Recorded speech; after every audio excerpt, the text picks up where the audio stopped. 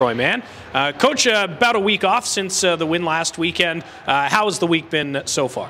Yeah, I think it's been a real smooth week. Nobody got hurt, so that's a positive step. But you know what? Vary things up.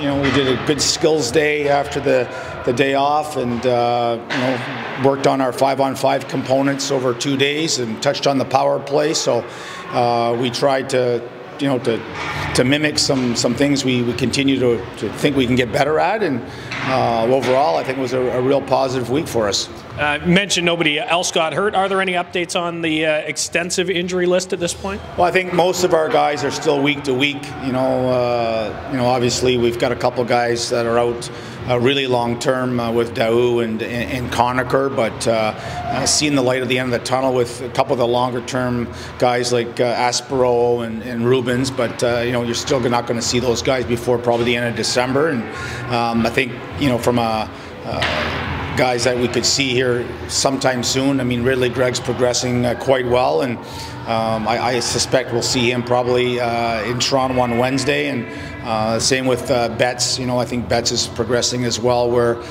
he could be available to us next week. So that's pretty good news on the forward front. And Mandolese obviously is back and ready to go. So that certainly adds to our goaltending depth, specifically going into a 3-3. Obviously, you never want to lose players, but is it almost a little bit easier in the sense, managing lineup, etc., when guys are week to week as opposed to day to day? Yeah, I think for sure. Because everybody has their own time frame, and Belf and Kevin do a pretty good job of giving our coaching staff some dates. And obviously sometimes things can change with guys, healing quicker than other guys, and that's something you deal with. But when it comes to injuries like a shoulder or a knee, when they can give you a specific time frame or a roundabout, usually they're pretty on when it comes to those guys. You've had some good battles with Syracuse over your career. Ben Grew, I know you've said you respect him a lot as a head coach. How do you go about slowing down their team and their forecheck? Well, it's funny you talk about their forecheck. That's something we touched on this morning, in terms of, what do we have to look for tonight? And we talked about 5 different 5-on-5 components with our guys in terms of where we think we can not only expose them on a couple of areas, but some areas that we need to be better at. And I truly believe that the last game we played them, certainly, they didn't play the night before, so the energy level and the start for their perspective was way better than ours, because we had just come off a big emotional win against Toronto. And not to make excuses, but usually, with a team not playing the night before, they should have a quicker start. So tonight we need to get a better start, and we got to be better on our breakouts and our retrievals and getting that first forward back because of their forechecking pressure. And I think that's something that certainly will be a huge key for us tonight. And if the onus is on the forwards, because our first touch D on the breakouts doesn't have a lot of time to make plays because of their aggressive forecheck, and it's been like that for years. So I think our teams play very similar styles. I do think that our team is best when it's forechecking and getting in on pucks and turning pucks over on our forecheck. So I think when it comes to that, both teams rely on the forecheck to have success.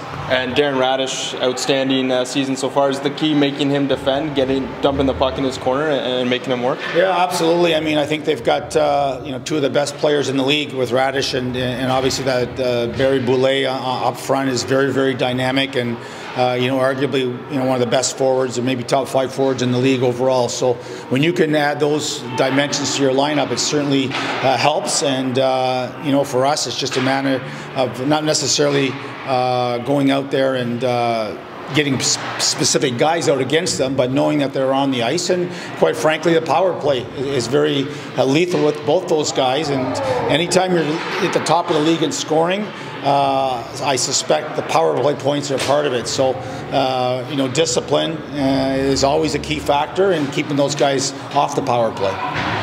You mentioned the start, and this team has been very good at battling back in hockey games, but Syracuse is a tough team to come back against. How important is it to maybe get the first one, or you get a little bit of a lead on this team? Yeah, I think so. In both games we've played, we've been trailing from behind a little bit. Now, I did love our start in Syracuse last time we were in their building, but obviously came out in the short end.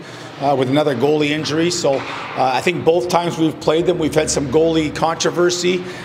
Game one obviously was with Sogard getting injured, and the game here at home was maybe not Flodel's best.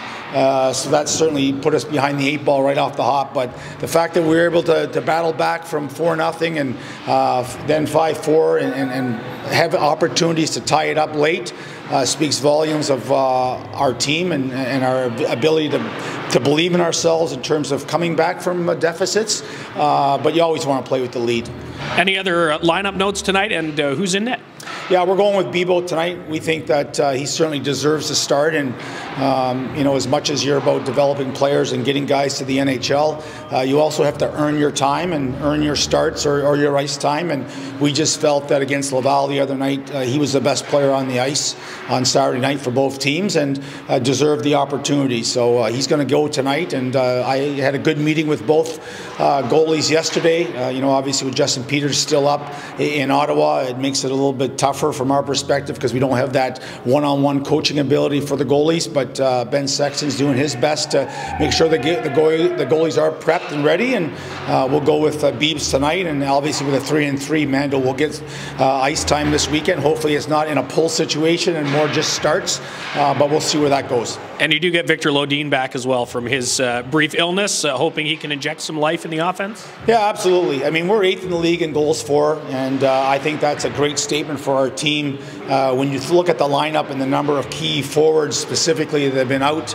all season, that we should have the ability to score goals. But Lodin, much like Barry Boulay for them, is a difference maker for us and can change the course of a game.